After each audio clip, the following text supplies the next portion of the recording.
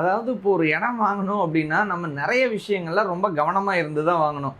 முக்கியமாக யாருக்கிட்டலாம் நம்ம ஏமாறக்கூடாது. ஏன்னா நான் இப்போ ரீசெண்டாக ஒருத்தன் பார்த்தேன். அவங்க இடம்லாம் வாங்கிட்டேன், பணம்லாம் கட்டிட்டேன். ஆனால் லேண்ட் ரெஜிஸ்ட்ரேஷன் பண்ண முடியல. அது வந்து ஃபேக்காக இருக்கிற மாதிரி இருக்குது. நான் லீகலுக்கு அலைஞ்சிக்கிட்டு இருக்கிறேன்னு சொன்னார். அவர் வந்து சொன்னார், நீங்கள் நிறையா வீடியோ பண்ணுறீங்க, இந்த வீடியோவும் பண்ணுங்கன்னு கேட்டுக்கிட்டதுனால எனக்கு ரொம்பவே அவரை பார்த்து பாவமாக இருந்ததுனால இந்த வீடியோ கண்டிப்பாக பண்ணுறேன். என்ன அப்படின்னா, ஃபேக் புரோக்கர்ஸ் எப்படி நம்ம வந்து தெரிஞ்சுக்கிறது, அவங்கள பற்றி தெரிஞ்சுக்கணுன்னா இந்த 6 ஐடென்டிட்டி நீங்கள் வந்து பார்த்தீங்க அப்படின்னா தாராளமாக தெரிஞ்சுக்கலாம். அதுக்கு முன்னாடி இந்த சேனல் சப்ஸ்கிரைப் பண்ணிட்டு வாங்க. இன்றைக்கி ஒரு லேண்ட் இன்வெஸ்ட்மெண்ட் அப்படிங்கிறத எப்படி நம்ம தப்பிச்சு சரியான வகையில் ரெஜிஸ்டர் பண்ணிக்கலாம், யாருக்கிட்ட இருந்து நம்ம அவாய்டபுளாக இருக்கணும் அப்படிங்கிறத தெரிஞ்சுக்கலாம். ஃபஸ்ட்டு பாயிண்ட் என்ன அப்படின்னா, அவங்கள்ட்ட ஏதாவது ஐடி வெரிஃபிகேஷன் இருக்குதா, இல்லை ப்ராப்பர் லைசன்ஸ் இருக்குதா அப்படிங்கிறத பார்க்கணும். அது எப்படி பார்க்க முடியும்?